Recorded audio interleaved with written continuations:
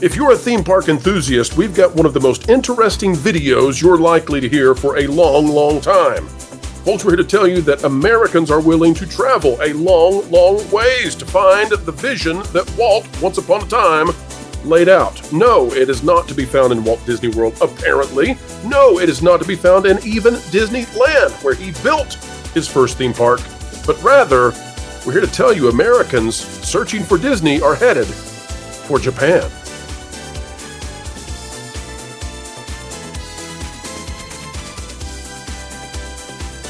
Hello folks, welcome back to the channel that is changing hearts and minds simply by putting Hollywood through the lens of common sense, explaining entertainment, keeping you ahead of the culture curve. It's what we do each and every day here on the Pro Channel, and we have Vash Sky of That Park Place joining us. Sir, welcome back.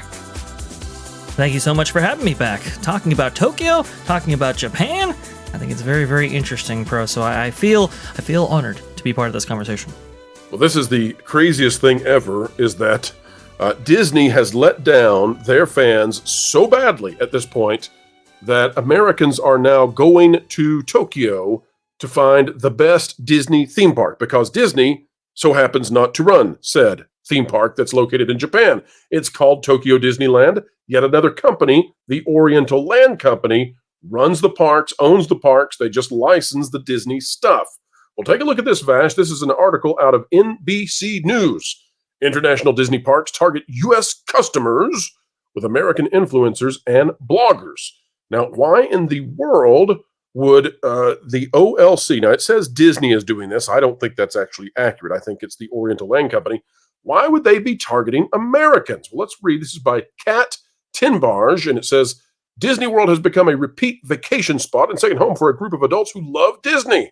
Now the company appears to be trying to replicate that magic at its international properties, using American influencers and bloggers to draw U.S. fans to Disney theme parks in China and Japan. Again, I don't think this is actually true. I think that the Oriental Land Company is reaching out to Americans based on the idea that they have the best Disney park because it's not owned by Disney, which no longer takes care of its parks.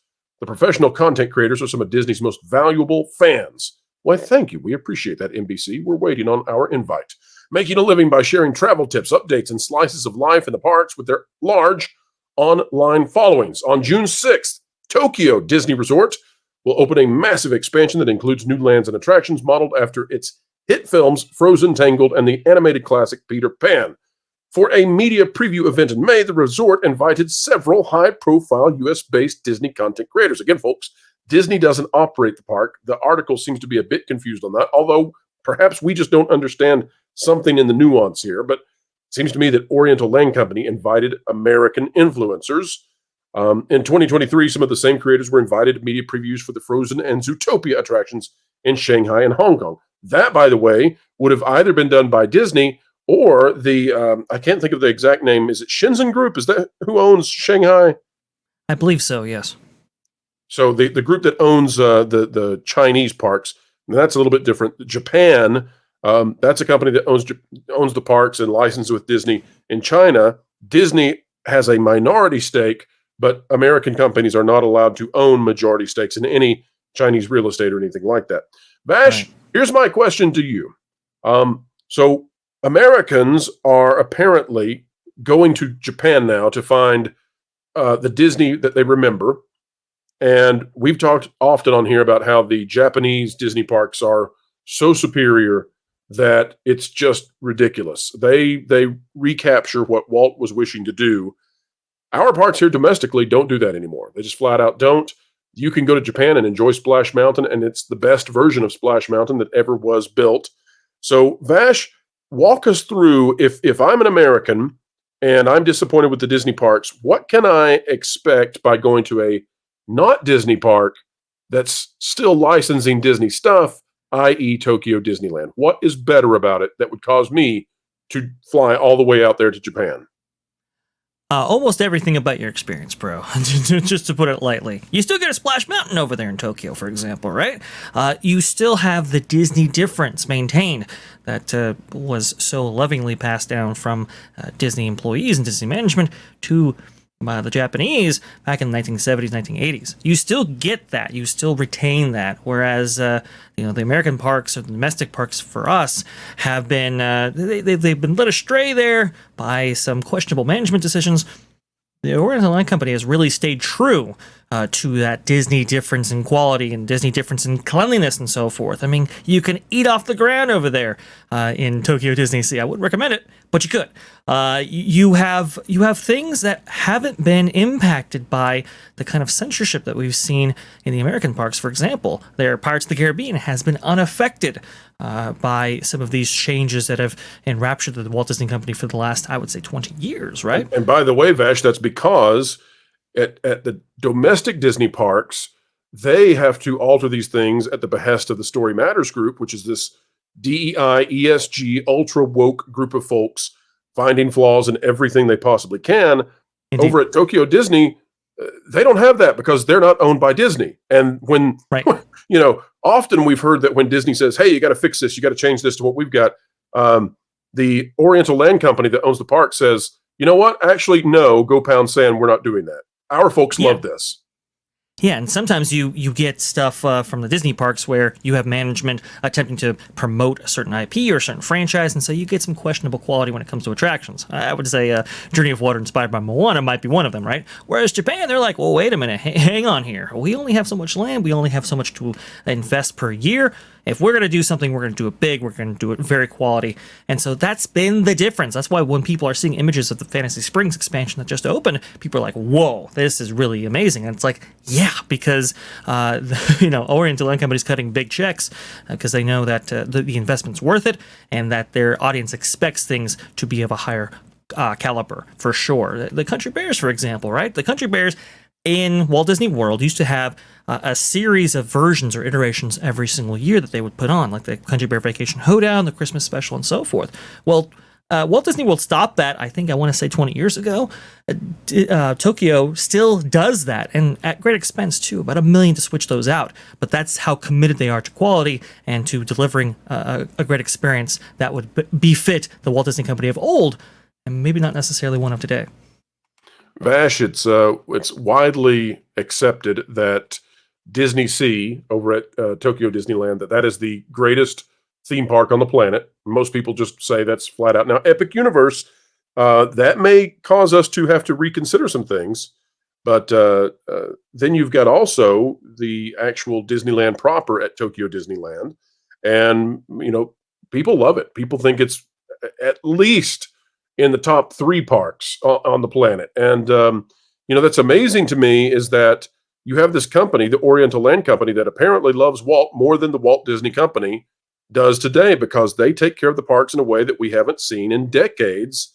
And they actually, when they expand, and they do expand, they spend the money. They put the CapEx expenditures to make sure that they have the top, the best, the premier, and you can't find it anywhere else in the world.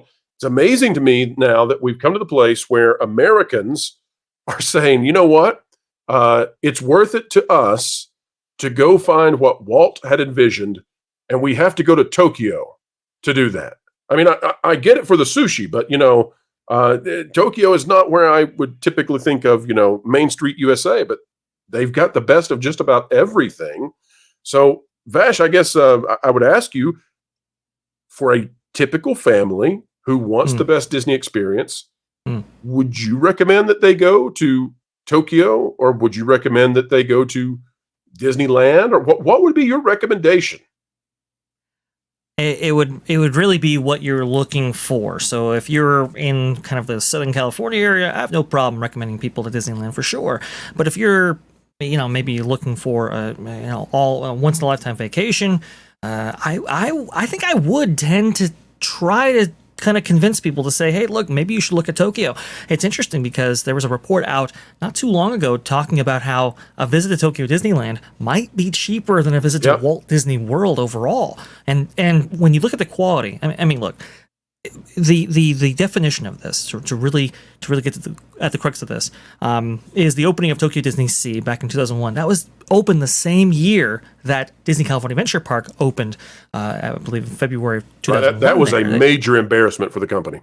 Right, right. That's what I'm saying. It's like, the company and OLC both opened parks that year, and I mean, it's it's demonstrable who spent more money, who cared about the guest experience more. And while Disney has had to invest, billions upon billions of dollars into Disney California Adventure to get it up to standard, Tokyo Disney Sea didn't require that investment because they made it originally, which was good for them for sure. I think. What worries me a little bit is the effect that COVID has had on Tokyo Disney Land and Tokyo Disneyland Resort, and also to the CEO change. Now, the CEO, Tashi Kagami, sorry, has been the CEO since like the 1960s of the Oriental Land Company, and has really, I think, championed that quality, that kind of Disney difference that we've been talking about so long. But now we're under new leadership. I think the chief executive now is Yamiko Takano, and the president Kenji Yoshida. They were just put in those positions, I believe, in June of 2023, having the original CEO step down. So I think that's had a lot of people question what's going to happen in the future. Another thing too is that they still haven't recovered from those pre-pandemic levels right there. I believe before the the COVID-19 pandemic really took up or affected their business. I believe they were at 32.6 million, and now, coming out of that 2021, it was 7.6 million. I think they were limiting guests to like 5,000 people a day at one point right there. 2022 they were at 12.1 million. 2024 they're expected to be at 27.5 million, which is great, but they still haven't gotten back to those kind of 30 million attendance figures that they had before. Revenue should be up, but you can see right here, they're still being affected, and I think that's why they're making that outreach to those international guests, and I think it's a smart play. Well, they have the opportunity to reach out to Americans at least and say, this is the best Disney experience you can have on the planet. So come over here and see what it is that Walt had believed in. We're still doing that. Now, you bring up their drop, and Caroline Reed, who we greatly admire. She does a fantastic job at Forbes. She has this article out there talking about the attendance being down 11%. But what folks need to understand, and you've rightly pointed this out, is that the pandemic affected Japan in ways that it did not affect places like the United States. So, for example, the United States has a population density that is dramatically less than Japan, and that's because of the population centers. It's a rugged, mountainous island chain, and so where populations can be, they certainly are, and the cities are extremely dense. Some of the most densely populated areas on the planet. And so that caused, as a result of the pandemic and the reactions of the populace, it resulted in folks being extraordinarily cautious because you're in such close interactions with others all the time. So I think that's had a major play in this, but I think overall Tokyo Disney is going to be just fine. They may need another year or two to catch back up with where they were, but these investments are going to pay off over the long term. And then also, this idea of reaching out to Americans and saying, you miss the Disney of old, the Disney of yore. Well, come here, we still have it. That is a powerful thing to do. And if they can get the costs, as you suggested, anywhere adjacent, anywhere approximating what the cost is for going to Walt Disney World, well, I got to say, why would you not? I love Spaceship Earth, and they don't have that, but I'm still willing to go and experience Splash Mountain again. Wouldn't that be nice? Right. Zippity doo-dah, baby. Your thoughts, Vash? Well, yeah, I would love to see all those things. That's the thing. A lot of people consider Tokyo as being like the Disney of old and really recapturing that magic that Disney has. Anti-woke Disney, Vash. Yeah, Anti-woke Disney. Exactly, a return to form for Disney. So people have been going to that as kind of almost like a mecca for what at least half a dozen years, as far as I've been researching the parks and staying up with it and so forth. But that's only become more prevalent now as the company has kind of gone in this kind of woke direction. Now, here's the thing: I think Tokyo might also have another ace up its sleeve, because Joseph and I have been trying to get to. We're trying to get to the bottom of this story now. What you got, Vash? What are you talking about here? I don't even know what you're... Go ahead. I'm excited about this. See. This is exclusive for your viewers right here because I think we found the answer. Carolyn Reed really did the research here, and I would be remiss if I didn't actually bring it to your viewers. Well, it appears that Universal Osaka is getting rid of their Spider-Man attraction. Now, a lot of people had been kind of like suggesting, okay, maybe they're going in the Pokemon direction, and that still looks like to be the case. However, it's like, what happened to the Marvel rights? Were they on kind of this a different timetable or time schedule than Walt Disney World and Universal Orlando Resort out in Florida? Well, it appears that is the case. It looks like they only had a 20-year contract, and Tokyo Disneyland Resort might have access to the Marvel characters going forward, which could set them apart even further, especially if they get the deluxe versions of whatever the Imagineers have up here. Right, because, well, Oriental Land Company is willing to spend and to pay the Imagineers. Right. I do have some worries, though. The one worry that I have, Vash, is that I know the money is there, I know the will is there, but under Carmen Smith, Imagineering has seen a drastic change, I would say, in quality. We've seen quite a few Imagineers brought on board who I'm not sure have the credentials or the abilities that set them apart, that they should be there. And rather, it's been kind of a DEI free-for-all, making sure that they have all the percentages and ratios that they wish for their social engineering of Imagineering.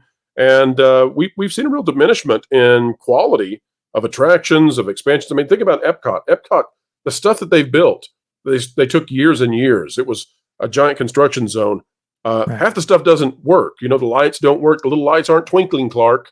And you've got the smell of sewage by Moana Splash Pad, and Moana Splash Pad doesn't work half the time and has construction walls up around it.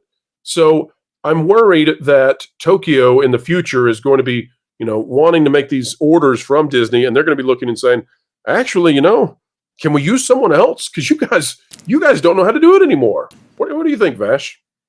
That I don't even know if they can. So that's a worry there.